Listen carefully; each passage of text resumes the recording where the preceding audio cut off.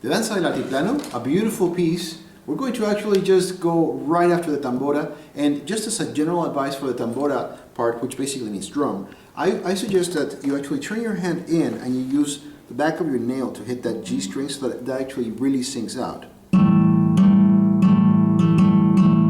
Right? So it's a completely different effect that, right? But totally up to you. Then we actually get into the moderato part. Rítmico, it's quite fast.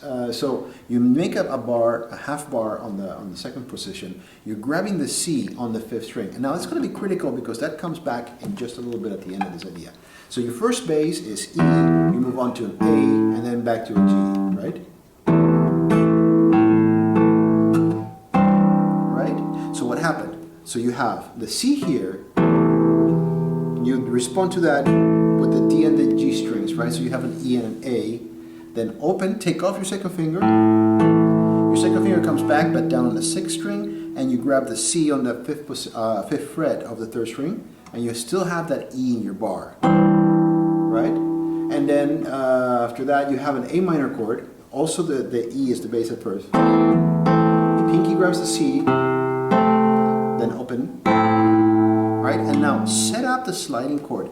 E flat, first fret D string, B flat, G string, third fret, and pinky is on the first string. And you're going to slide it to 2 frets. 2 frets only, not 3. Then you bring your pinky in and 2 takes care of the G. Why not 3? Because 3 is going to be over here and it's also easier. Right? So quite a rhythm, right? So you have 3, so 1 and 2 and 3. 1, 2 and 3. Make sure you're playing the B string there, not the G string. It's tempting to use the index finger on the G string. You have been doing that, but no, here it is the B string that the maestro wants. And then C.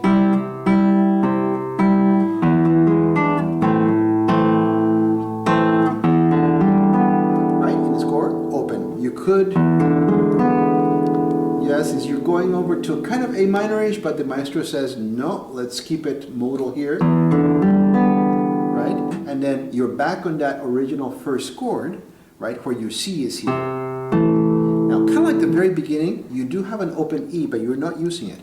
Now, play the chord as you chuck here the middle strings. You're going to pull off your second finger. And then you're going to move the operation kind of upstairs.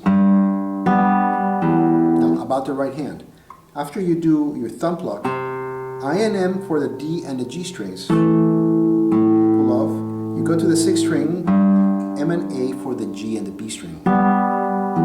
And then you just do this back and forth. It's a very comfortable thing for the left hand, so he wants an accelerando on the second measure of that.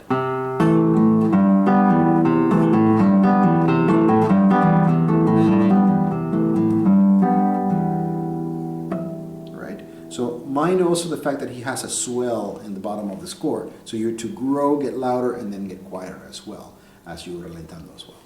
I hope this gets you started.